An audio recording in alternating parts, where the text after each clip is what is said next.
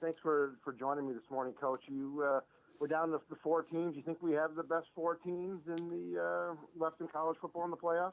I think we did. I think they did a bang-up job. I know it doesn't please everybody geographically around the country, and that's kind of the way it's been over the last 4 years now that we've been in the playoff era. But I think Alabama was the right selection to be the 4th team.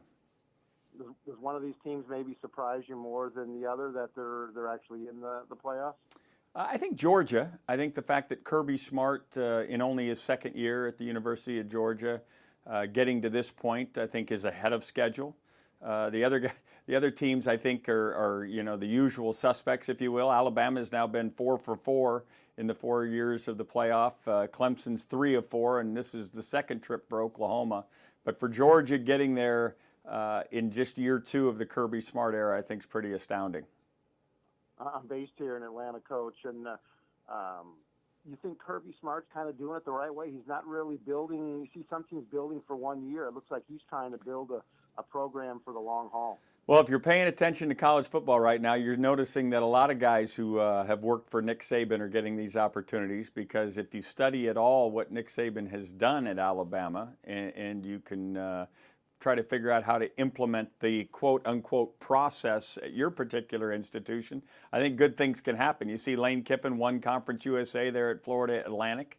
Kirby wins the SEC at Georgia. Jeremy Pruitt, his defensive coordinator, now gets the job at Tennessee. And Jimbo Fisher, who worked for him back at LSU, is now the head coach at Texas A&M. It pays to work for Nick Saban, clearly. That definitely does help. But even though I'm based here in Atlanta, Coach, I'm an Iowa State University grad. Go Cyclones! Yeah, maybe Matt Campbell was a little under the radar, the last couple of years, but maybe not anymore. Well, let me say this about Matt Campbell. It was a wonderful job. I think he brought all sorts of attention to himself when they upended Oklahoma in Norman. But after that, they still played a whale of a season, giving everybody fits, beating TCU. It was a great year to watch Cyclone football. And the fact that he didn't get poached with all those job openings, the fact that he chose to stay right there in Ames, I think speaks volumes for that program.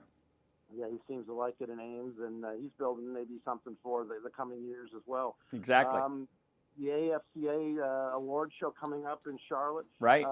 Some coaches going to be honored as well. What do coaches think of these award shows? Well, you know what? We're excited about it. It's kind of our Academy Awards, right?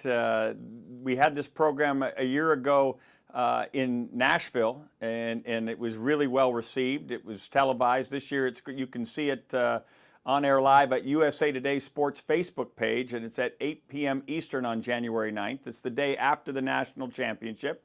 We're going to be giving out the big AFCA Coach of the Year award, obviously a coveted deal, and then present the #1 team in the country with the Amway Coaches Trophy, which you can see over my shoulder.